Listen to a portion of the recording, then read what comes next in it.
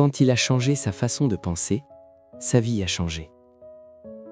La chute ne fut pas brutale. Elle ne cria pas. Elle ne laissa ni cicatrice visible ni applaudissements.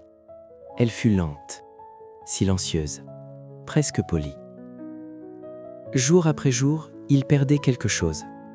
Pas de l'argent, pas des gens, mais ce qui est le plus dangereux à perdre, l'espoir. Et quand on perd l'espoir, on ne se rend compte que lorsqu'il est déjà trop tard. Il se levait chaque matin avec ce poids sur la poitrine, comme si la journée était déjà finie avant même de commencer. La vie avançait, les autres construisaient, osaient, tentaient. Et lui regardait le temps passer, immobile, prisonnier de ses pensées. Peut-être que je ne suis pas fait pour réussir. Peut-être que certains gagnent et d'autres observent. Et sans le savoir, il écrivait lui-même le scénario de sa défaite.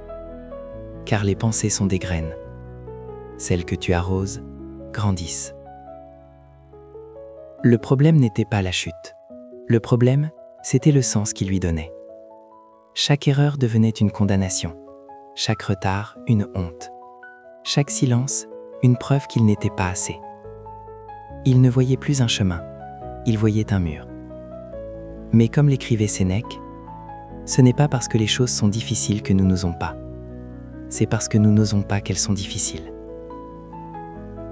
Un soir, fatigué de lutter contre lui-même, il s'est arrêté. Pas pour abandonner, mais pour écouter. Dans le silence, une question est née. Simple, brutale, inévitable. Et si ce n'était pas ma vie qui me trahissait, mais ma façon de la juger? À cet instant, rien n'a changé autour de lui, mais le regard qu'il portait sur lui-même a vacillé. Et parfois, c'est suffisant pour tout faire basculer. Il a compris une vérité que peu acceptent. On ne change pas sa vie en premier, on change son regard.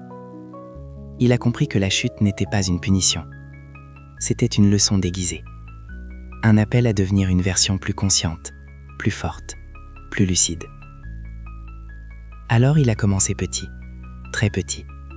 Il a remplacé « Pourquoi moi ?» par « Qu'est-ce que cette situation essaie de m'apprendre ?» Il a cessé de se parler comme à un ennemi.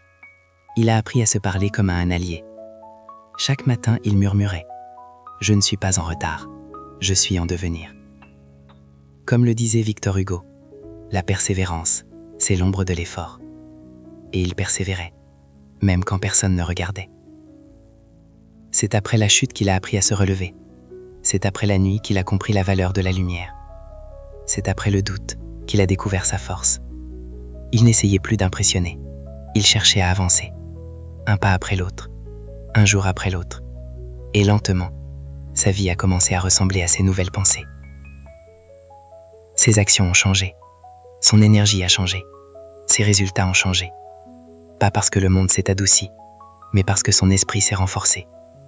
Il a compris que l'échec est un professeur sévère mais honnête. Le doute est un signal, pas une condamnation. Recommencer est un acte de courage. Comme le disait Nietzsche, celui qui a un pourquoi peut supporter presque n'importe quel comment.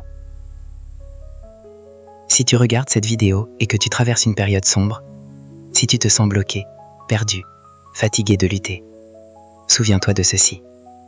Le jour où tu changes ta façon de penser, ta vie commence à changer. Pas instantanément, pas miraculeusement, mais durablement. Parce qu'après chaque chute, naît une version plus forte de toi. Si cette histoire t'a parlé, si elle a réveillé quelque chose en toi, alors ne marche pas seul. Abonne-toi à cette chaîne. Ici, on ne vend pas des illusions. On construit des mentalités fortes. On transforme les chutes en fondations. Active la cloche et rappelle-toi, ta vie change le jour où tu décides de changer ton regard.